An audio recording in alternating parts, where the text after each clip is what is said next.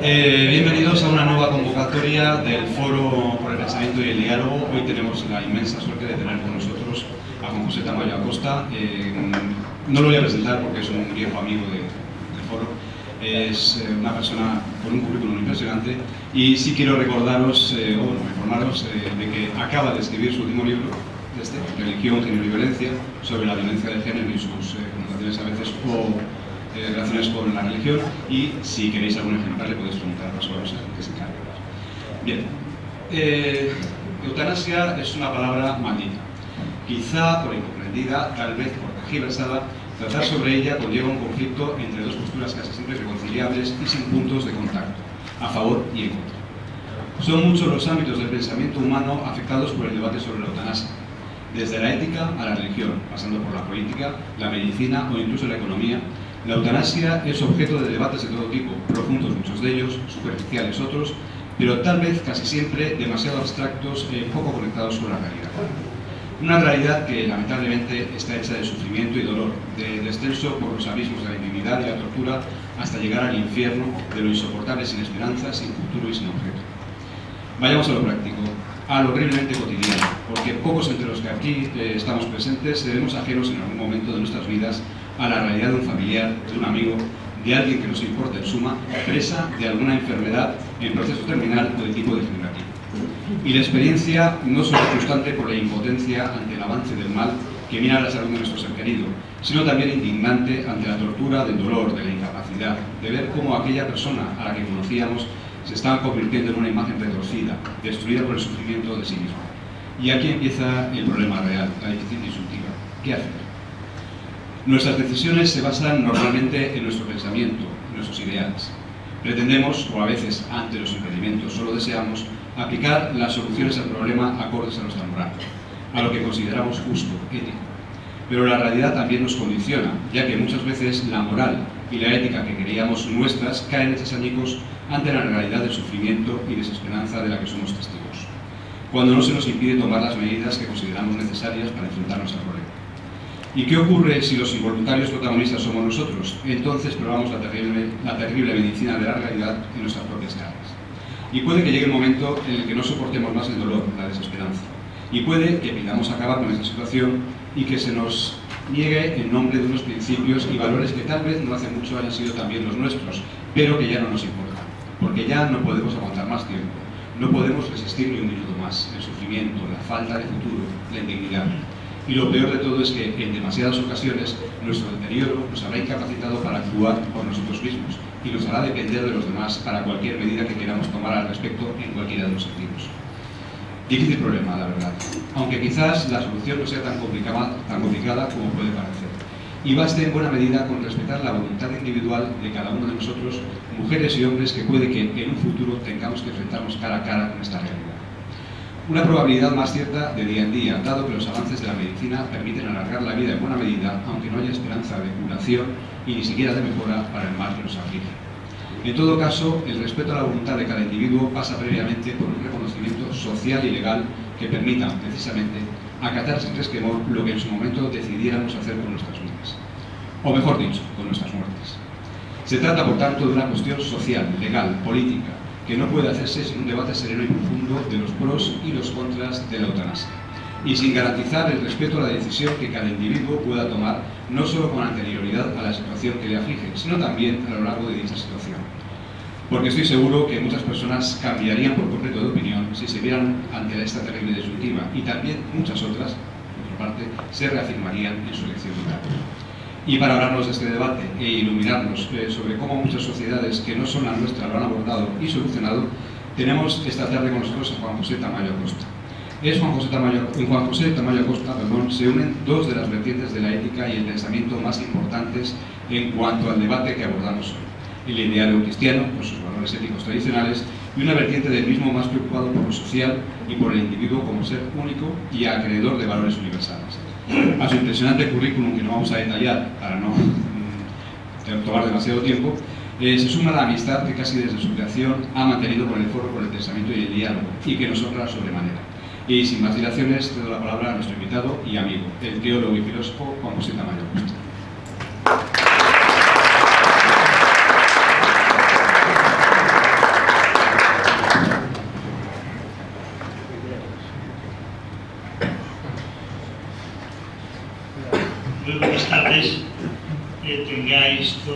todos. Veo que procedéis de distintos lugares: Albacete, Archena, Abarán, Cieza.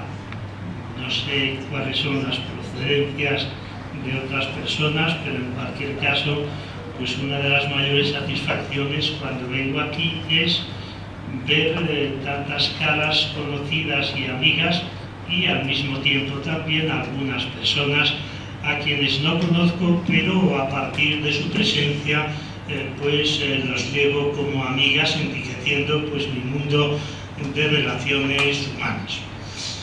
Quiero también felicitar al Foro de Pensamiento y Diálogo por esta permanente luz que van aportando desde hace ya tantos años al campo de la cultura, de la reflexión, del análisis, del debate, sobre todo del debate. Creo poder decir que desde hace ya 8 o 9 años que vengo participando en este foro, lo que ha caracterizado al menos mi presencia aquí, y sé también de la presencia de otras y otros colegas y de personas invitadas, que lo que ha caracterizado este foro es precisamente el debate, el diálogo respetuoso, con argumentos y con discusión en torno a los grandes temas que ocupan hoy a la humanidad. Tengo que agradecer de manera muy especial al compañero que me ha presentado, Tino Mulas Arellano, paisano al menos de Comunidad Autónoma de Castilla-León. Él es licenciado en Historia por la Universidad de Salamanca, interpreto que es la Universidad Pública. Yo soy doctor en Teología por la Universidad Pontificia de Salamanca, por tanto, como pontificia tendría que tener una tiara sobre mi cabeza, pero las tiaras, que son el símbolo de los 3 poderes, más que ayudar a pensar, limitan las posibilidades del pensamiento, ¿no? Por eso estoy muy agradecido a esa universidad, a mi alma mater, y al mismo tiempo pues tengo que decir que después de ya tantos años, justamente hoy se celebra el 41 aniversario de mi tesis doctoral en la Universidad Pontificia de Salamanca, ¿no? Y ahí es donde aprendí, yo creo, a pensar independientemente o al margen de la oficialidad de esa universidad. Y agradezco también de manera muy especial a los responsables de este foro, en concreto a José Piñera, presidente, no le veo por aquí, seguro que está en otras tareas y actividades, a Antonio Avellán, vicepresidente, y no puedo extenderme mucho más en los agradecimientos personalizados, porque si no, pues me llevaría mucho tiempo. Lo que voy a hacer aquí hoy lo subtitularía algo así como reflexiones para un debate. Tengo que decir que no soy un experto en el tema, y cuando Antonio Avellán me lo propuso, pues acepté sin darme cuenta de lo que implicaba para mí una dedicación especial y un estudio más cualificado para poder abordar el tema. Y por eso, independientemente de las posiciones que cada uno o cada una tenga, aquí de lo que se trata es de que una vez que yo les dé algunas claves, pues tengamos el debate más amplio y más riguroso como corresponde a un tema de este tipo. Lo primero que voy a hacer va a ser una aproximación al concepto. El concepto de eutanasia se utiliza mucho, pero yo creo que el sentido, el significado del mismo concepto, más allá de lo que puede ser etimología, eutanasia, buena muerte, no sé si es suficientemente conocido. En segundo lugar, me referiré a la eutanasia como un problema para la ética, problema para la política y problema sobre todo para el derecho, para su regulación. Y luego aportaré algunos argumentos a favor, algunos argumentos en contra, siempre poniendo o dando voz a las personas que han vivido una situación de este tipo y han tenido que enfrentarse a esta realidad. Y luego, conclusiones, pues no. En este caso no voy a sacar ninguna conclusión. Cada uno de los aquí presentes tenemos criterio suficiente para sacar nuestras conclusiones y para llegar a una síntesis sobre el particular. Primero, sobre el concepto. Y me gusta en todas las conferencias referirme a la historia. Y quizás el concepto de eutanasia es mucho más antiguo de lo que podamos pensar. Y ya pensadores griegos y romanos pues ya lo utilizaron, en concreto Cicerón, que habla en repetidas ocasiones de la eutanasia, pero sobre todo me interesa el testimonio de un autor latino que se llamaba Suetonio, del siglo II de la era común, que dice lo siguiente. Tiene un libro muy famoso que se titula La vida de los 12 Césares y dice: en efecto, casi siempre cuando el emperador Augusto oía que alguien había tenido una muerte rápida y sin fuertes dolores, pedía para sí y los suyos una eutanasia parecida. Yo creo que esto lo pensamos todas y todos cuando conocemos casos como el que cuenta Suetonio. Más tarde, en torno a 14 o 15 siglos después, otro autor muy prestigioso, Francis Bacon, el autor de La Nueva Atlántida, uno de los libros más representativos de la utopía, va a recuperar el concepto de eutanasia de manera exitosa y lo va a generalizar. Y el texto dice así: en nuestro tiempo, los médicos consideran casi un deber religioso sentarse junto al paciente desahuciado, mientras que, en mi opinión, y si no quieren fallar a su deber y humanidad, lo que han de hacer es adquirir las habilidades y prestar atención para que el moribundo abandone la vida de manera más fácil y tranquila. A esto llamo eutanasia externa, para distinguirla de la preparación del alma. Y esto lo considero como un objetivo a conseguir.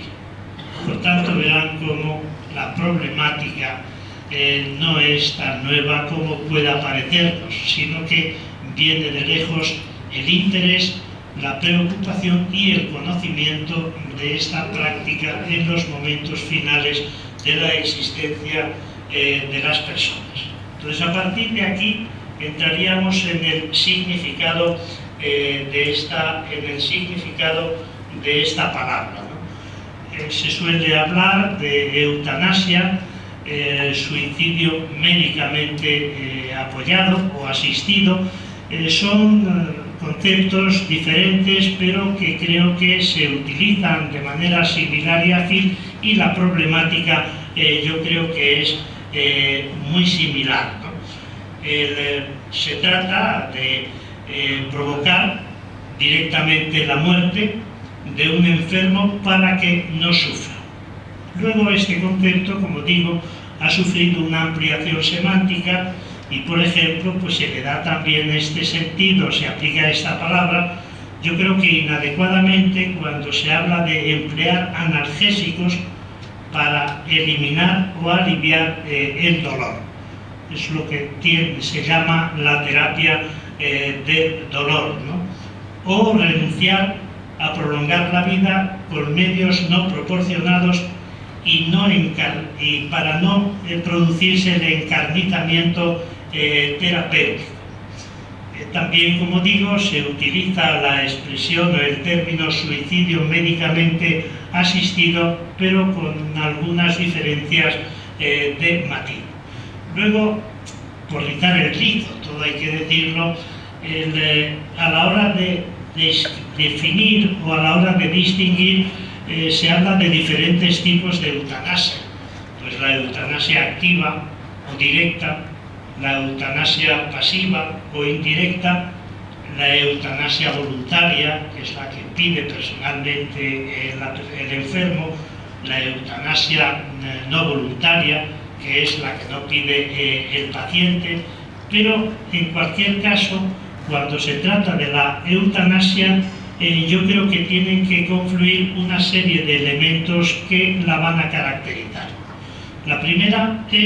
El primer elemento es el resultado de la muerte, es decir, no solo la intención, sino el objetivo y la voluntad de que una persona deje de sufrir y que muera realmente como un objetivo pretendido. Es decir, el objetivo de la eutanasia es provocar la muerte, ¿no?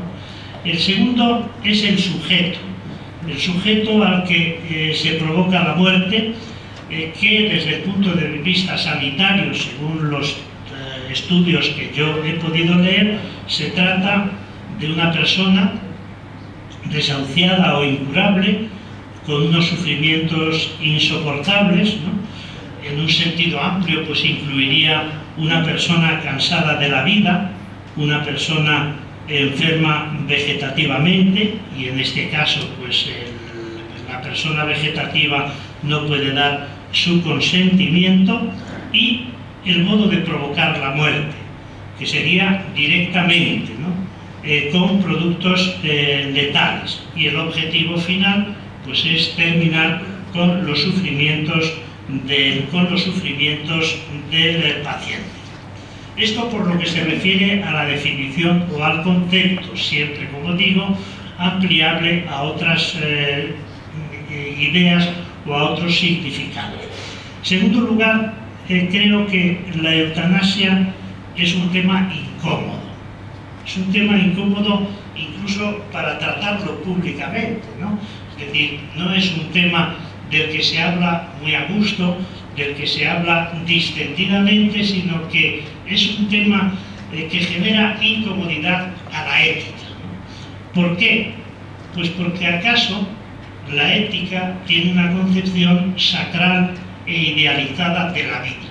Entonces tenemos una imagen de la vida maravillosa, y por eso pues nos va a costar abordar un planteamiento de una muerte asumida o pedida por una persona por esa idea idealizada de la muerte, ¿no? Y es verdad que la vida no es un valle de lágrimas, o como decía Teresa de Jesús, una mala noche en una mala posada, pero tampoco es un jardín de delicias.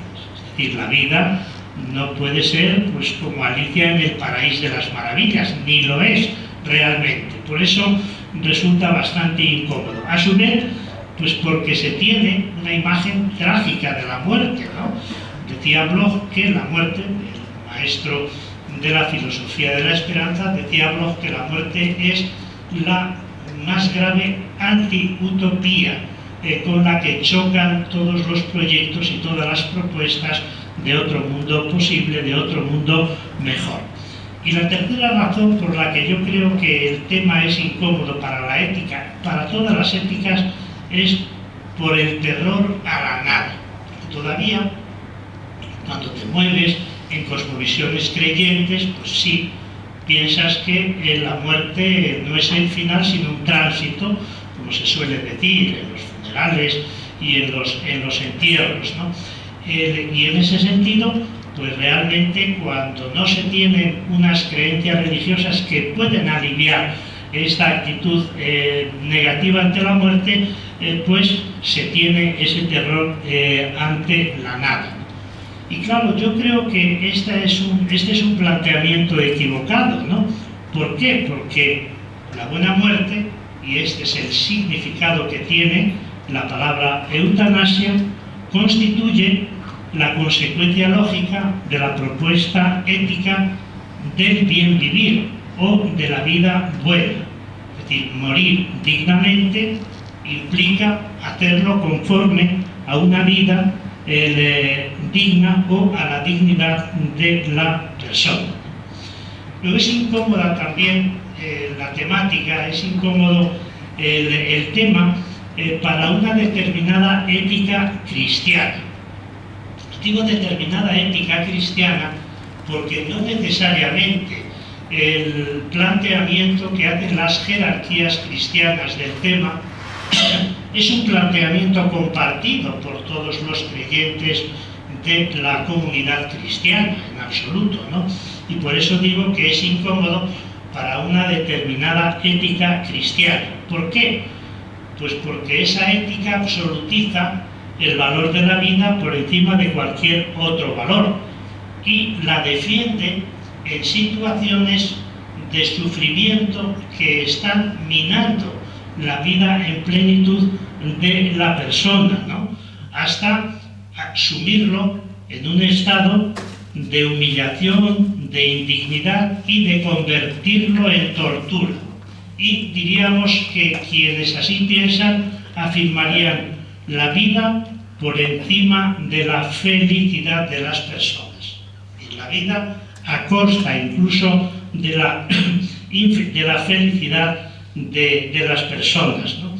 Y luego también creo que es incómodo, y aun cuando en este caso las cosas puedan ser más fáciles y más simples, es incómodo pues para la agenda ética de quienes se consideran sus legítimos y únicos intérpretes, ¿no?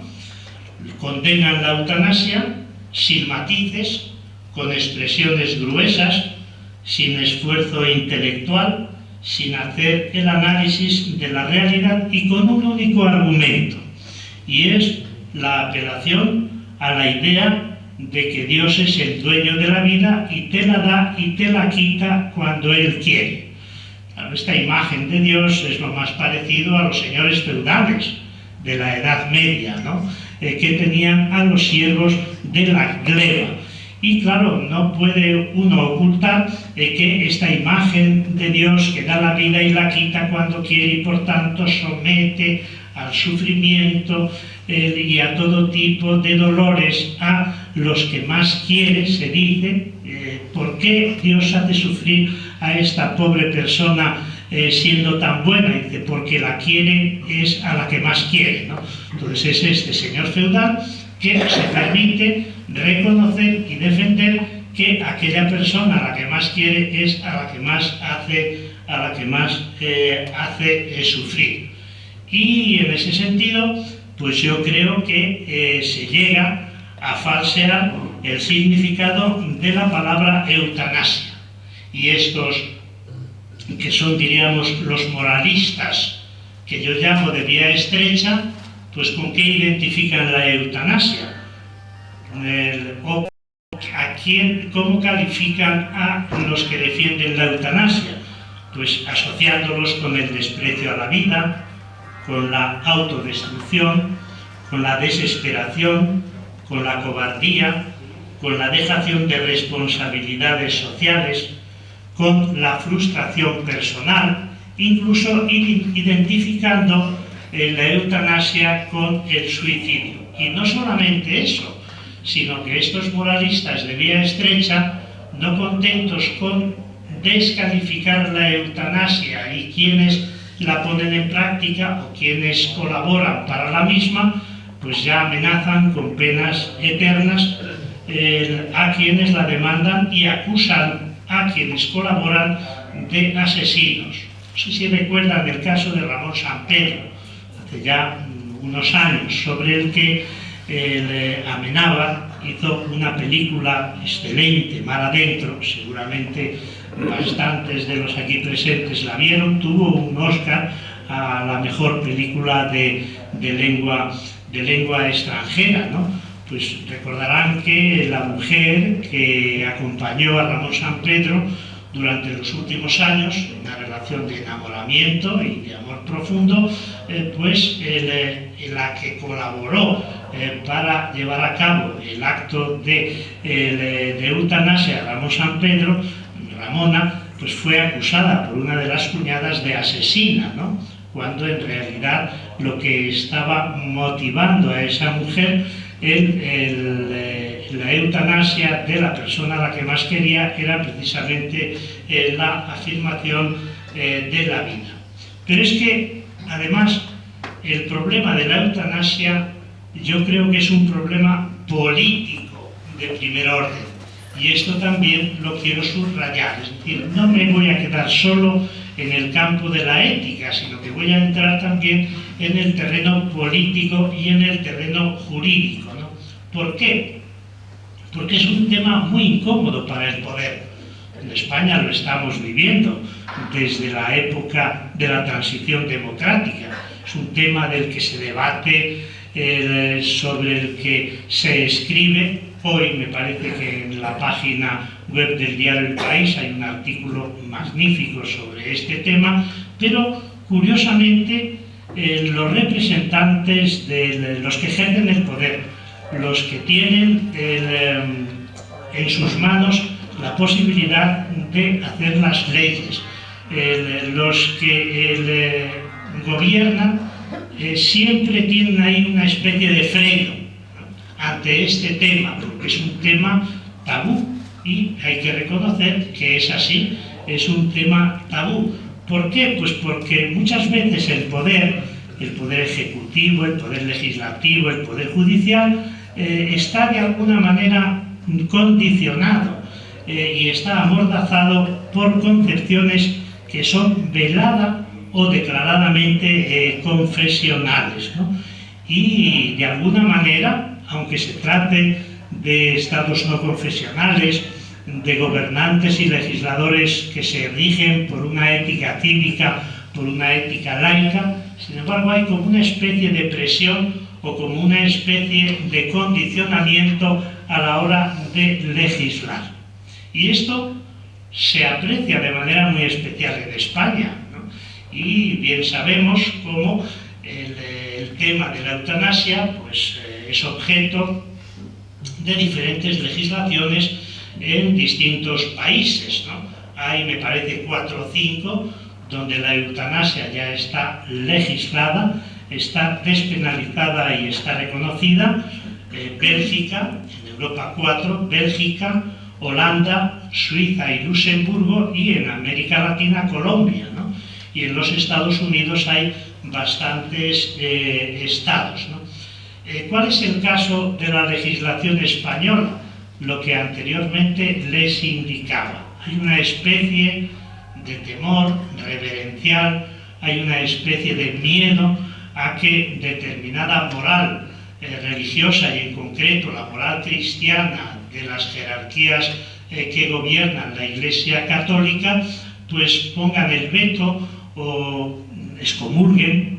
No sé qué pueda pasar a un político, a un legislador a quien excomulgue la Iglesia Católica, pues no tiene por qué pasar absolutamente nada. Más grave sería que lo excomulgara el pueblo, ¿no?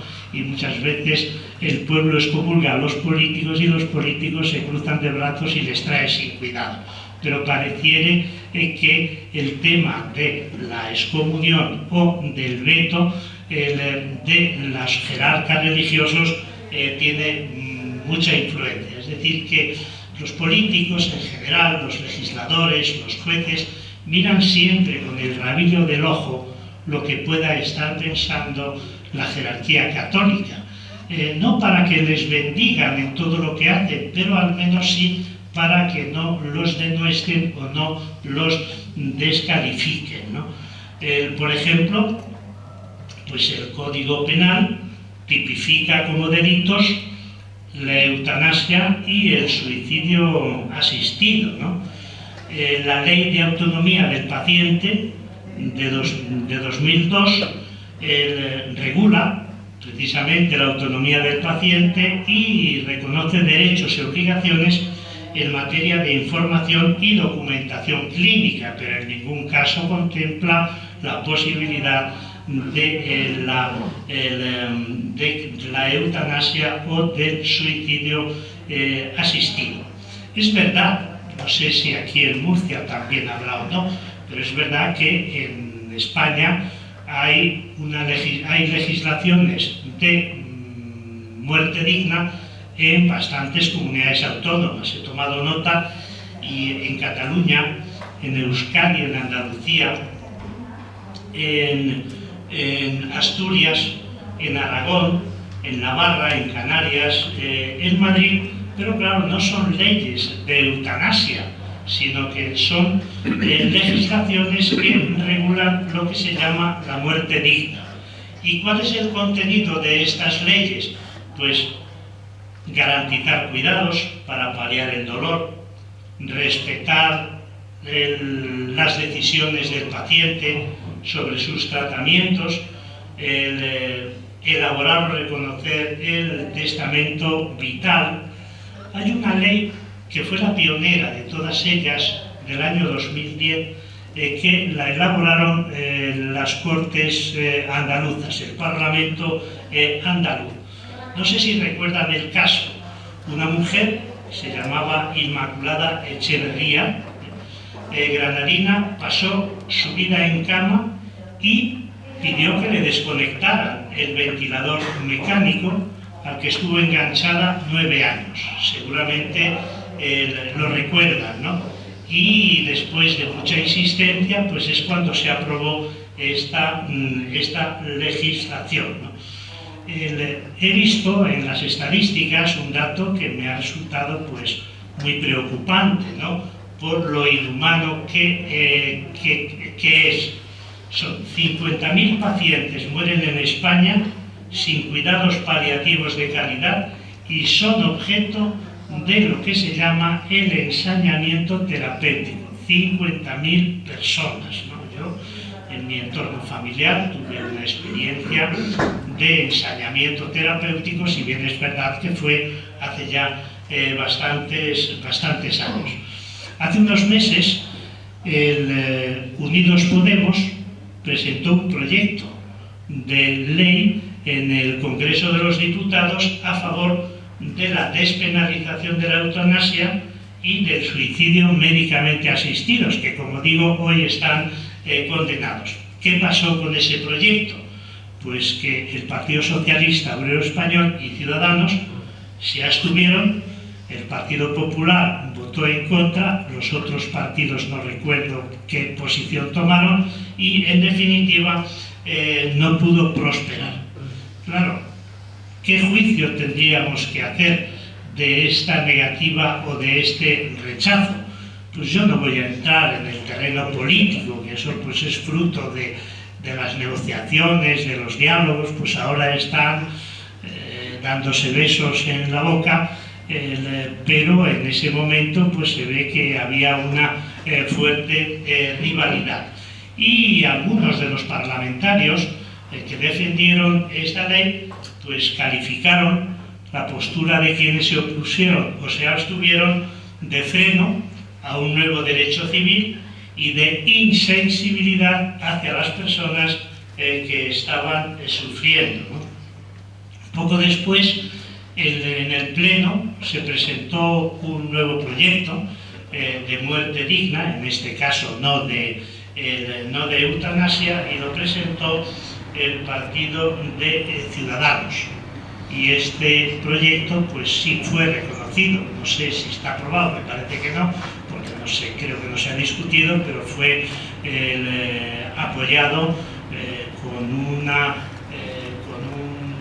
número pues muy elevado de diputados y de diputadas. En realidad este proyecto, que yo creo que se corresponde con el de las leyes de muerte digna de las comunidades autónomas, pues garantiza el pleno respeto del derecho a la dignidad de la persona en el proceso final de su vida. Es decir, promueve la libertad, la autonomía y la voluntad de acuerdo con los deseos, preferencias, creencias o valores de las personas, ¿no?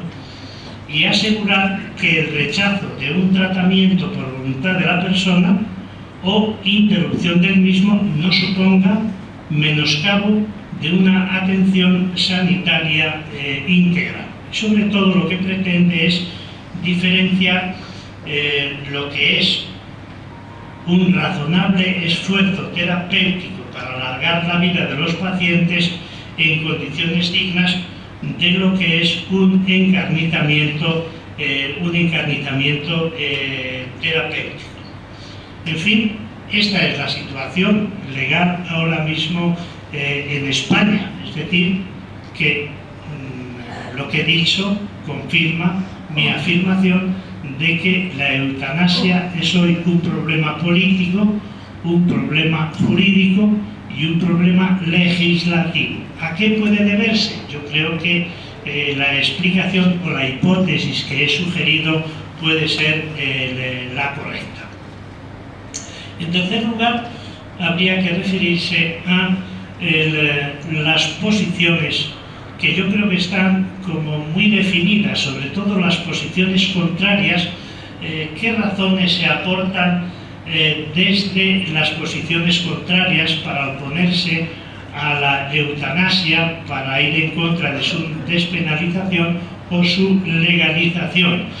Pues yo, como soy estudioso de los documentos oficiales de la jerarquía eclesiástica, pues es una tarea que me corresponde como teólogo y que la hago no a disgusto, porque tengo que reconocerles que me lo paso relativamente bien, en cuanto que las afirmaciones que se hacen o las razones que se aportan me parece que son poco poderosas y por mi parte pues tengo una actitud de crítica. Y bueno, pues la crítica yo creo que produce también un cierto placer, y en mi caso pues un placer extraordinario. Recientemente estaba estudiando la actitud de la jerarquía católica en España en los últimos 40 años sobre cuestiones que tienen que ver con la sexualidad, y me encontré con 13 o 14 noes y un solo sí. Yo creo que el sí ya lo van a ir descubriendo en la medida en que diga no. Los noes eran pues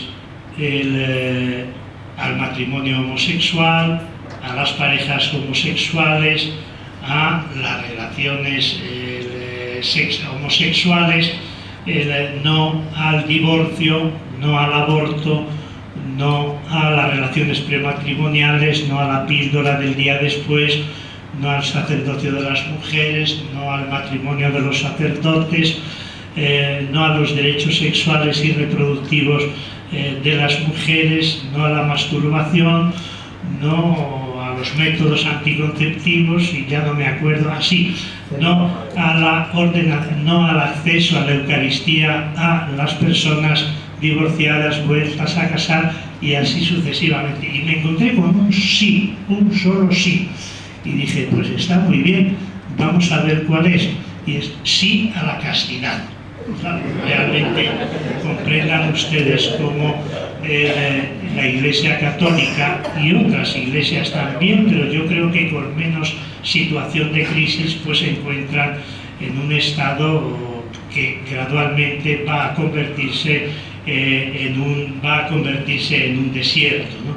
Y por eso, pues haciendo este estudio, también he descubierto cuáles son las razones que aportan para oponerse a la eutanasia estos documentos, ¿no? Y las razones serían las siguientes. A ver si me sale un decálogo, sin querer ser un legislador como Moisés, lógicamente, porque no me haría ninguna gracia, aparte de que tengo mis dudas de que esos 10 mandamientos fueran revelados de esa manera como aparece en la Biblia por Dios.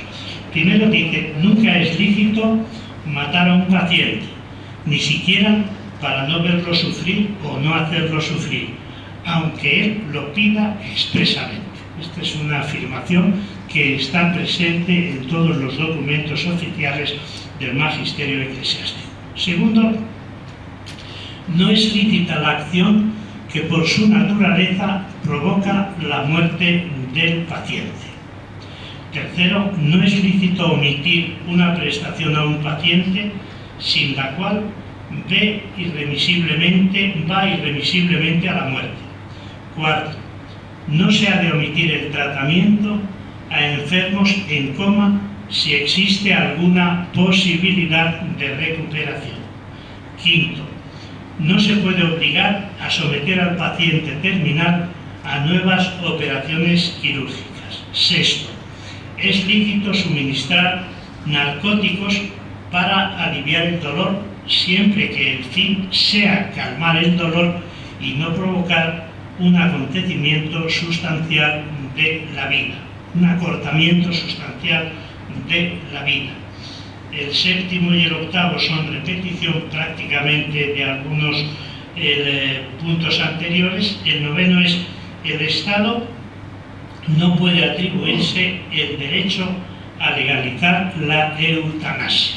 Es decir, que conforme a la doctrina oficial de la Iglesia, los legisladores no están capacitados o no pueden legislar sobre este tema, sobre todo cuando tiendan a la legalización. Y el décimo principio es: la eutanasia es un crimen contra la vida humana y contra la ley divina. Y he tomado dos textos que reflejan bien, de manera literal, los principios que he enunciado. El primero dice: la providencia amorosa de Dios es compatible con el dolor y el sufrimiento, pues el dolor tiene sentido. Claro, yo creo que esta afirmación contradice la teoría que yo tengo sobre el cristianismo. El cristianismo no es una religión dolorista. El cristianismo no reconoce valor, ni significación, ni siquiera salvadora al dolor, sino que, igual que el budismo tiene como objetivo luchar contra el dolor, el cristianismo, al menos el cristianismo de los orígenes y el cristianismo que puso en marcha y que practicó el fundador, que fue Jesús de Nazaret, pues no defendió precisamente el dolor como un medio redentor. Recordarán posiblemente dos muertes bien diferentes en la historia de la humanidad: la muerte de Sócrates y la muerte de Jesús de Nazaret. Sócrates muere pidiendo él beber libre y espontáneamente la cicuta.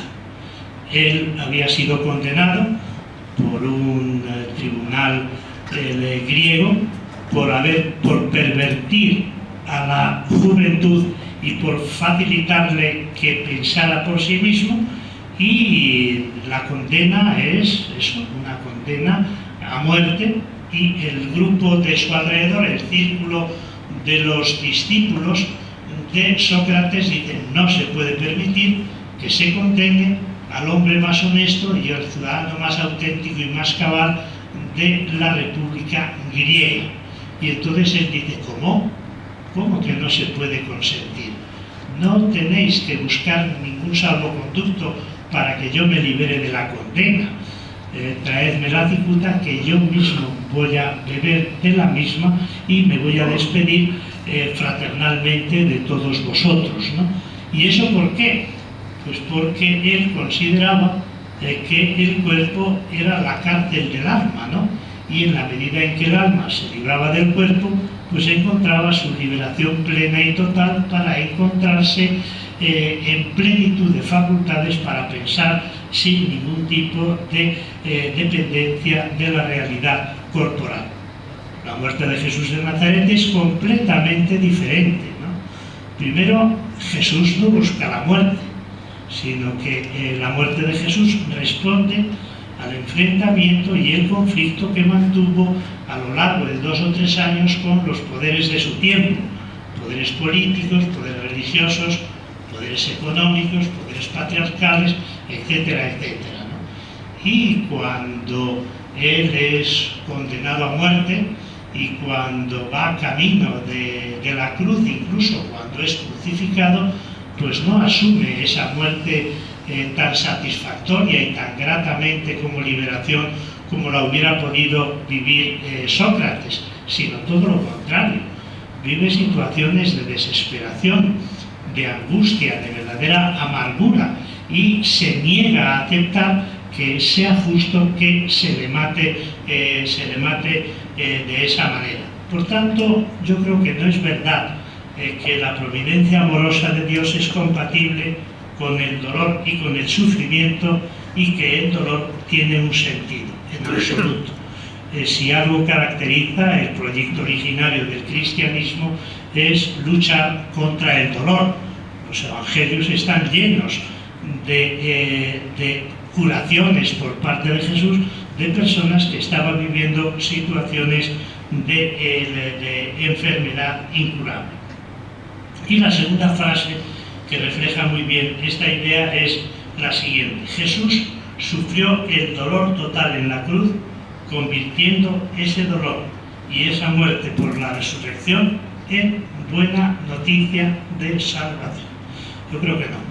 Yo creo que si algo caracteriza la experiencia de la resurrección, experiencia vivida por un grupo fundamentalmente de mujeres, es precisamente el triunfo de la vida sobre la muerte y la superación del dolor y la felicidad por encima de cualquier sufrimiento de los seres humanos. Pero vengamos ahora a las razones a favor de la eutanasia, del suicidio médicamente asistido y de otras situaciones similares. Y lo voy a hacer con 4 testimonios y prácticas, testimonios o prácticas de eutanasia o de suicidio. Y yo creo que los ejemplos son los que mejor se nos quedan y los que refuerzan todavía más los argumentos que podamos dar a favor o en contra. El primer testimonio y la primera práctica es la de Ramón Sampedro.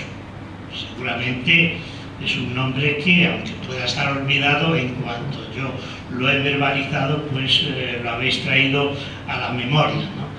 Él nace el año 1943, es un marino mercante y el 23 de agosto de 1968 sufrió un accidente que le quebró la 7ª vértebra y le dejó tetrapléjico. Él decía, no le faltaba sentido del humor, que le dejó inmóvil totalmente el cuerpo excepto la cabeza, y decía: soy una cabeza sin cuerpo.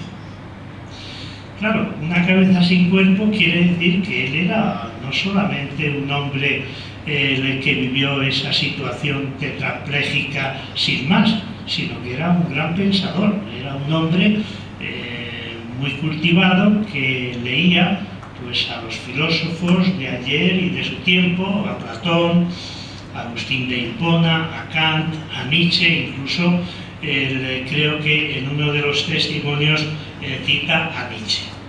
El año 1993 interpone una demanda ante un juzgado de Barcelona y le pide autorización para que le fueran suministrados los fármacos necesarios para aliviar sus sufrimientos físicos y psíquicos, asumiendo los riesgos con base en su derecho a no ingerir alimentos, y la autorización, y esta autorización le fue denegada.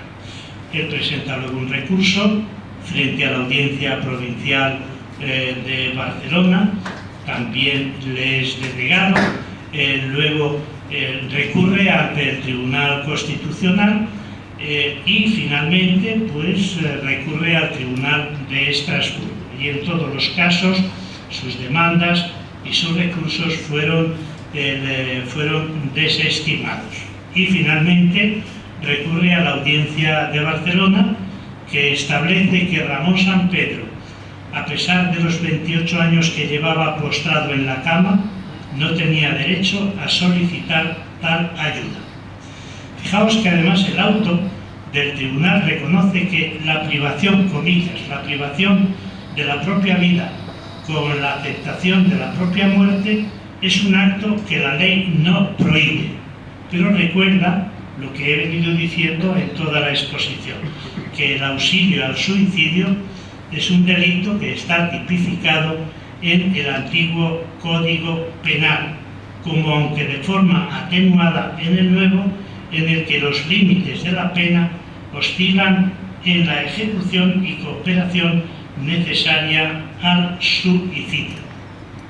Después de estas 3 décadas de reclamaciones, de sufrimiento primero, 2 décadas o varios años de demandas y de recursos, pues el tetrapléjico Ramón Sampedro puso finalmente terminó su vida en un pueblo de A Coruña, Boiro, ingiriendo mediante una pajita, recordáis el caso, el cianuro potásico que contenía un vaso que alguien puso frente a él para que pudiera beber. El plan estaba perfectamente orquestado para que a nadie se le pudiera acusar de colaboración en esta eutanasia o suicidio, ¿no? Y ciertamente no se incurrió en ningún delito de ninguna de las 11 personas que intervinieron. Y por eso voy a citar con toda precisión cómo se desarrolla la operación. Intervienen 11 personas y cada una de ellas va a ejercer una función. Una compra el cianuro, la otra lo analiza, otra calcula la proporción de la mezcla, otra lo traslada al lugar. Fijaos qué bien está estructurado. Otro lo recogió, otra persona preparó el brebaje, otra lo introdujo en el vaso, otra introdujo la pajita en el vaso para que pudiera beberlo, otra persona lo puso a su alcance, otra recogió la carta de despedida que San Pedro garabateó con la boca y otra grabó el vídeo de la muerte. Fue Ramona, la mujer con la que vivió durante los últimos años, ¿no?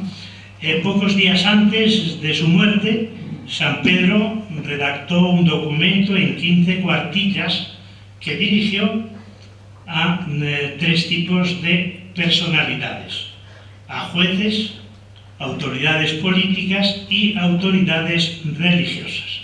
Y en esas 15 cuartillas relataba con pelos y señales lo que había sufrido durante los 29 años. Y dice: he sufrido durante 29 años, 4 meses y algunos días. Es decir, por eso anuncio mi decisión de terminar con mi vida, considerando esta como un derecho y no como una obligación, ante una situación que estimo una humillante esclavitud. Estos son los 3 elementos que desarrolla en esa carta, ¿no? Y el final dice: he decidido poner fin a todo esto de la forma que considero más digna, humana y racional. No irracional con I latina, sino con Y racional. Es decir, que para él esa medida que adoptó era una medida digna, humana y racional. Y termina diciendo a los jueces, comillas: el único responsable de mis actos soy yo y solamente yo. Si queréis actualizar el caso, os recomiendo que veáis la película de nuevo, que se puede bajar, que leáis un libro suyo maravilloso, espeluznante, porque te tensa mucho, que se titula Cartas desde el infierno, que él escribe el año 96, 2 años antes de la eutanasia, o un libro de Miguel Ángel Núñez Paz titulado Homicidio consentido, eutanasia y derecho a morir con dignidad. Otro caso, poco diferente, es el de Antonio Aramayona. No sé si recordáis, es un aragonés, es un filósofo, catedrático de filosofía de un instituto, activista pacifista, miembro del movimiento La Marea Verde, la marea de los profesores, cofundador del movimiento hacia el Estado laico y miembro de la asociación Derecho a Morir Dignamente. En ese blog de Huffington Post del país tenía una sección física, una sección fija, que era muy seguida, ¿no? El año 2007 empieza todo un proceso de degeneración que le obliga a estar en una silla de ruedas, tras sufrir un ictus y 2 infartos, ¿no?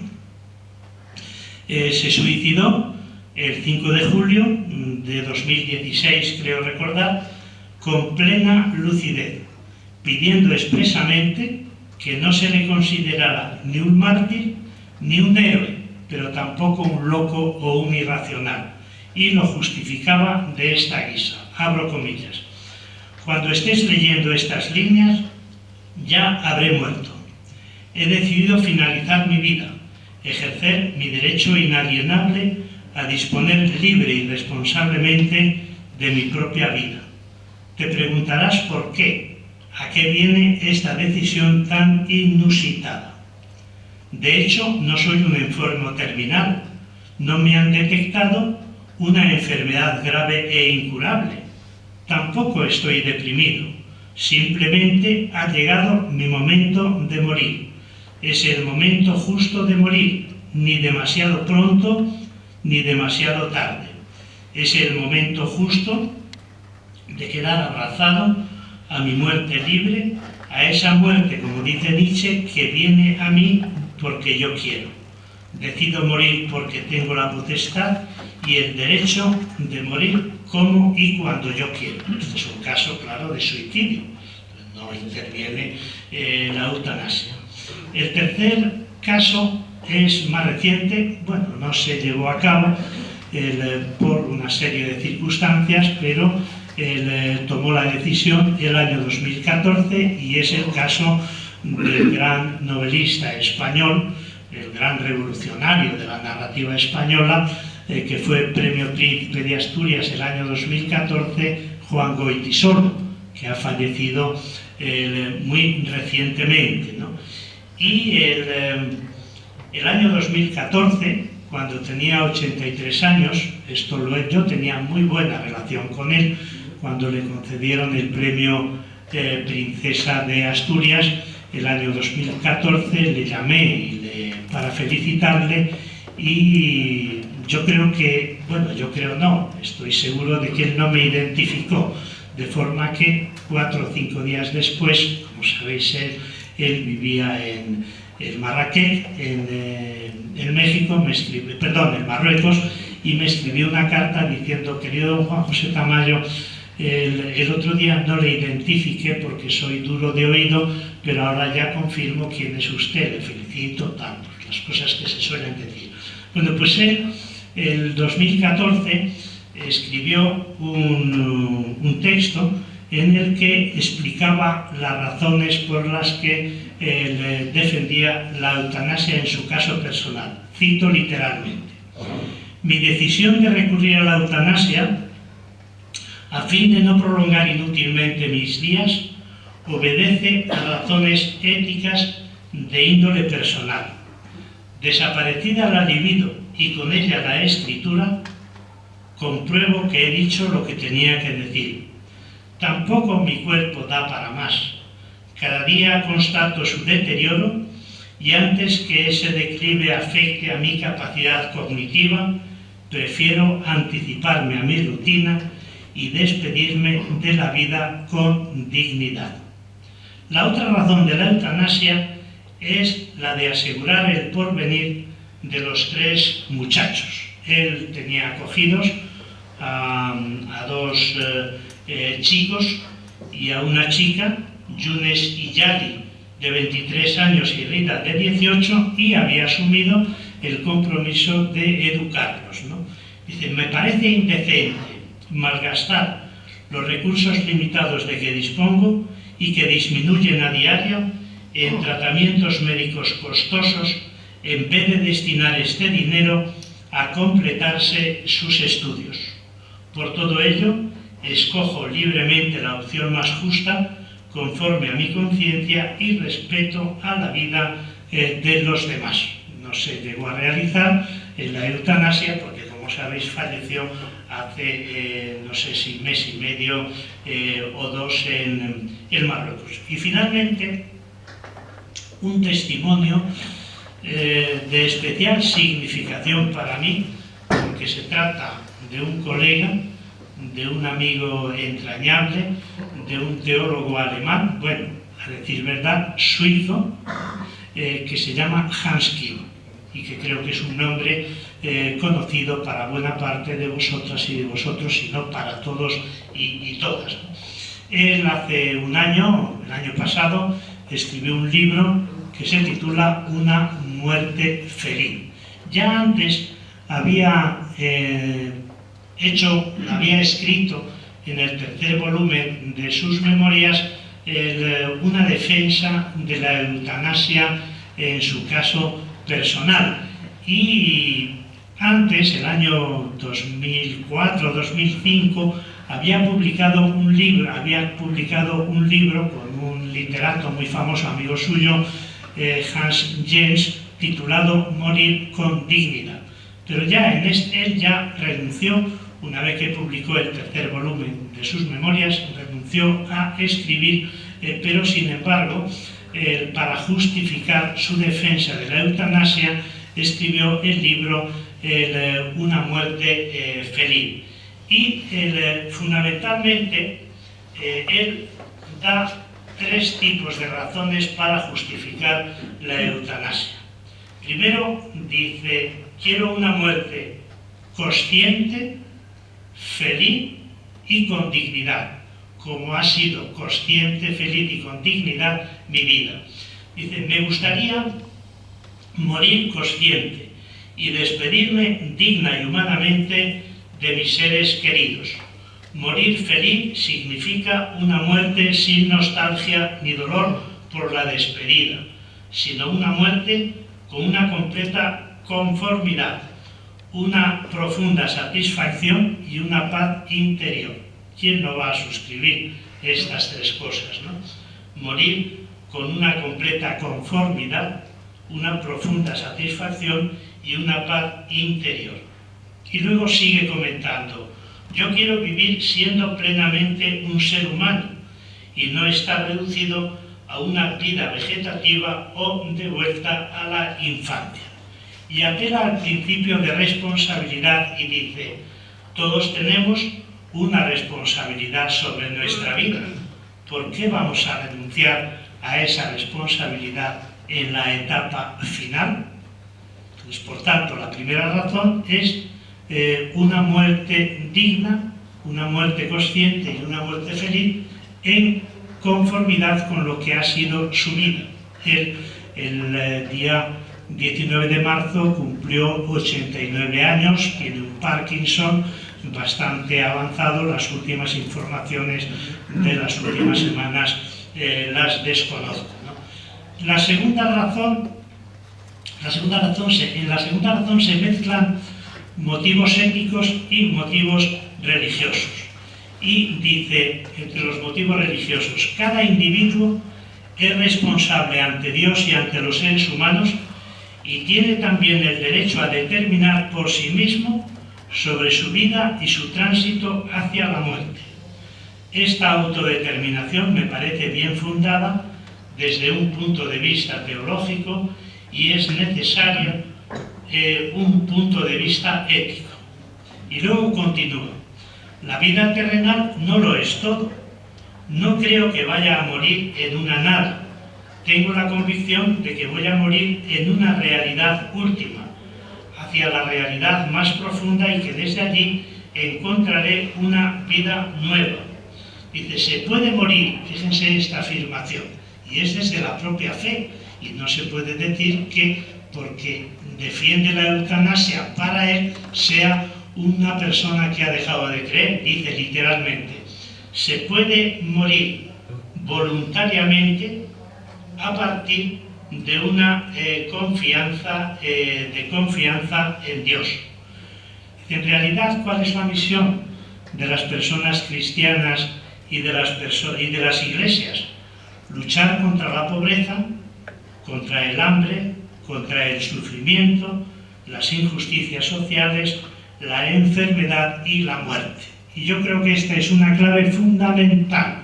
Es decir, si estamos luchando contra las injusticias, si estamos luchando contra la pobreza, contra el hambre, contra esas situaciones escandalosas de desigualdad que hacen sufrir a los seres humanos para que vivan felizmente. ¿Por qué no vamos a luchar contra el dolor y el sufrimiento que generan determinadas situaciones al final de la vida de muchas personas? Y dice, ¿por qué adopto esta postura? Además de por razones de racionalidad, por razones éticas y por razones religiosas, dice, lo que pretendo es también contribuir a que dentro de la Iglesia Católica de la que formo parte haya un debate permanente en torno a esta cuestión. Dice, y sobre todo, aportar mi voz de un teólogo cristiano que está afectado personalmente por esta problemática, es decir, que no habla desde fuera, y conseguir el cambio de actitud de la Iglesia oficial. Yo no tengo mucha esperanza de que ni siquiera con el testimonio de Hanskin pueda producirse un cambio o una conversión. En cualquier caso, aquí lo dejo. Y no voy a sacar conclusiones. He intentado aportarles unas reflexiones para el debate, unos argumentos a favor y en contra, pero sobre todo creo que hay que intentar buscar la mejor forma de coherencia entre una buena vida y una buena muerte. Y por eso las personas que han vivido una vida feliz, una vida honesta, una vida coherente, una vida con dignidad, creo que merecen también una muerte racional, con dignidad, sin sufrimiento y llena de felicidad. Así que una buena vida bien merece una buena muerte, que eso es lo que significa la eutanasia. Muchas gracias.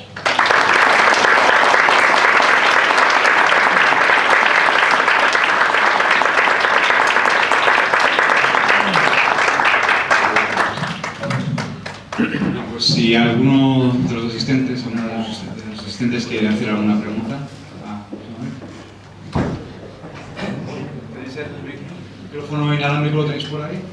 Claro. Sí, bueno, yo creo que se oye. Bueno, enhorabuena a señor Tamayo, la explicación tan magnífica que nos ha dado. Ha tocado todos los temas de la eutanasia desde el punto de vista judicial, político, religioso, pero ha hecho de menos una parte muy importante dentro de la eutanasia, que no lo ha comentado. Es el punto de vista médico. Se lo digo porque yo soy médico. Entonces, quisiera saber, se den cuenta también que la medicina desde siempre se ha regido una serie de normas, una serie de principios, una serie de conciencias, que es muy difícil, de momento, o a bote pronto, intentar cambiarlas. Pero lo que sí quisiera decirles es que qué opinión tiene usted, si la tienen, sobre, o tiene algún conocimiento sobre si los colegios médicos o algunas asociaciones médicas tienen alguna idea en colaboración o que esté de acuerdo con este sistema, que todos los médicos pensamos que las distancias que sí, que es un medio que está ahí, pero que no es tan fácil aplicarlo cuando en su momento. Yo ahora mismo ese problema no me lo planteo, pero creo que no me voy a plantear, me voy a curar enseguida. Afortunadamente no me he encontrado con un problema de estas características. Es verdad que la medicina ha avanzado bastante y tenemos medios para intentar, por lo menos, solayar lo máximo posible el dolor. Yo no soy partidario del empecinamiento, por supuesto, pero bueno, mi pregunta es esa. ¿Usted tiene alguna opinión o algún concepto sobre la opinión médica sobre el tema de la eutanasia? No. No, porque, bueno, primero, no soy médico. Segundo, no he vivido muy lejanamente en el caso de un familiar, en la otra etapa, porque era hace 24 años y las cosas son muy diferentes, y no he vivido experiencias que me hayan llevado a encontrarme con el mundo de la medicina, pero entiendo que ese sí que es un problema serio y de una importancia trascendental. porque es uno de los partícipes en el proceso eutanásico, en el proceso del suicidio médicamente asistido. Entonces yo más bien me he movido, o me he situado del lado del paciente que se encuentra en esa situación, pero la verdad es que no puedo darle un juicio desde el punto de vista médico, y soy consciente de que si es complejo en sí el problema de la eutanasia, por esa dificultad que hay entre compaginar dos derechos, ¿no? o dos comportamientos, el morir dignamente y también la defensa de la vida, soy muy consciente de que la situación de los médicos pues requiere un tratamiento específico que yo no puedo dar porque no estoy en ese mundo y no he vivido experiencias que me hayan relacionado con ese mundo. No, simplemente le quería añadir al comentario de Juanjo y respondiendo, si se me permite, yo no soy médico sino maestro, pero hay una opinión creo que cualificada y vilipendiada en España, al cual le remito para que le pueda responder, porque las opiniones mayoritariamente son en contra del mundo de la medicina, pero ahí está Luis Montes, a quien os invito a buscar en internet o donde sea, y lleva luchando por el derecho a morir dignamente ya muchos años, y ha sido vilipendiado, expulsado de los hospitales, se le ha dicho de todo, pero el argumento es los que ha dado Juanjo a favor, y es médico y era anestesista y estaba trabajando, no sé si en el... Pues eso. El problema es que, a fin de cuentas, como usted ha dicho, como está diciendo también, nosotros somos los partícipes entre comillas. Entonces, claro, romper también la ética que de tantos años hemos llevado los médicos para ser partícipes de este tipo de actuación, pues va a presentar muchos problemas, como en su momento lo presentó el aborto. Hay mucha gente que se aplicó las cabezas de conciencia, pero yo no estoy en contra de la eutanasia. Yo sí he vivido procesos que son desde luego desagradables por mi profesión. Y lo he pasado ya, porque ahora sí tenemos por lo menos aquí en Ceuta, una unidad de cuidados paliativos. Pero yo que llevo ya 35 años trabajando de médico, yo sí he conocido estar a las 2 a las 3 de la mañana con pacientes que lo están viendo como se están muriendo, como están rabiando y no saben lo que hacer. Lo que pasa es que usted ha planteado muy bien el tema de la eutanasia. Yo no estoy en contra de la eutanasia, Dios me libre. Es una faceta que está ahí, por tanto, acá hay la vida humana, que uno tiene libertad para elegirla o no elegirlo. Pero el tratamiento que usted está haciendo lo hace, usted ha puesto una serie de ejemplos magníficos, pues de personas muy cultas y muy preparadas que dan su opinión. Pero el problema, la realidad, la práctica, la vida cotidiana, te hace enfrentarte primero con una persona que no sabe en realidad qué es lo que quiere, y luego un entorno familiar que es al que te tienes que enfrentar. Entonces, si no hay una legislación clara, a fin de cuentas volvemos a lo mismo. Tienen que ser los legisladores y la justicia y todos los que se planteen dar alguna salida a estos problemas que existen. Aunque vuelvo a decir, afortunadamente ahora tenemos unidades de cuidados paliativos que por lo menos, como son que intentan paliar. De todas formas, la medicina desgraciadamente es un momento y proceso en que no hay forma de solucionar nada. Pero pienso que el problema tiene mucha envergadura y tiene que ser un problema, buscar la solución entre mucha gente. Y desde luego, yo como médico me planteo que habría que empezar a replantearse ya desde la Facultad de Medicina, desde los primeros cursos de la carrera, esta posibilidad, para que el día que se presente y haya posibilidades, pues se pueda ejercer. ¿Alguien más? ¿Había por ahí? Sí. A ver, es que antes cuando usted ha hecho alusión a la cuestión legislativa, me ha llamado profundamente la atención el hecho de que culpabilizar a la Iglesia de que actualmente pues la derecha neoliberal no legisle facilitando estas prácticas. Creo que cuando no se le hace caso a la Iglesia en las cuestiones del aborto, ni las cuestiones si es por plazos o es por supuestos, lo que sea, no entiendo a cuento de que se le va a hacer caso a la Iglesia en las cuestiones de la eutanasia. Más bien serán otros motivos los que tengan para no legislar así. Es decir, serán sus miedos personales a que se tomen decisiones imprudentes, quizá en un futuro que les pueda afectar a ellos o a familiares suyos que puedan tomar decisiones imprudentes, lo que sea. pero decir que esto es por causa de la Iglesia cuando el inicio de la vida no se le hace caso, ¿por qué se le va a hacer caso en el ocaso de la vida, en las cuestiones del ocaso? La Iglesia, pues sí, ¿vale? Reconoce la eutanasia pasiva, cuando no se utilicen medios extraordinarios, los cuidados paliativos aceptan la eutanasia indirecta, activa e indirecta, cosa que también, es decir, hay una cierta tolerancia de algunas actitudes que también son eutanasia por parte de la Iglesia y en fin, parecería que la Iglesia es, no sé, en este sentido como muy inhumana, a ultranza, evitando cualquier humanización de la muerte. Me da la sensación, no sé, quizá no lo he entendido bien. No, yo no he puesto como responsable a la Iglesia Católica, bueno, a la Iglesia Católica, a la jerarquía, porque dentro de la comunidad cristiana y en concreto en España hay muchos colectivos que son defensores de la eutanasia por todas las razones que he explicado, ¿no?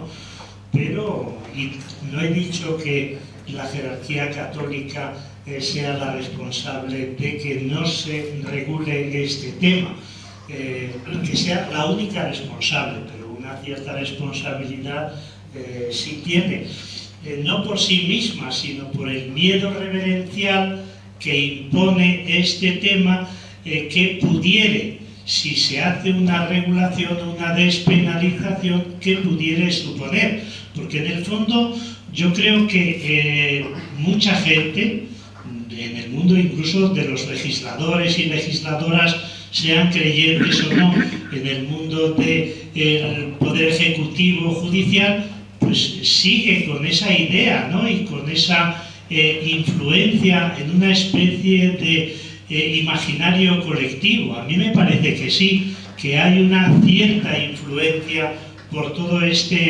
fenómeno de la eutanasia, y creo que es mucho más influyente en este caso concreto de la eutanasia la mentalidad que se puede forjar en legisladores, aunque no sean creyentes, o en jueces, aunque no pertenezcan a una determinada religión, que en el caso del aborto. Y el tema de la eutanasia se viene planteando como un tema que debe ser legislado y regulado con todas las diferencias que queramos admitir desde el principio, y sin embargo no se ha abordado. No es la única causa, pero yo creo que juega un papel muy importante en la conciencia de las y los legisladores.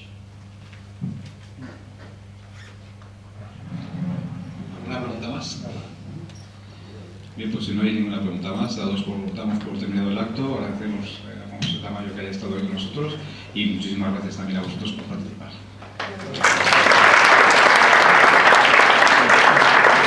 De acuerdo.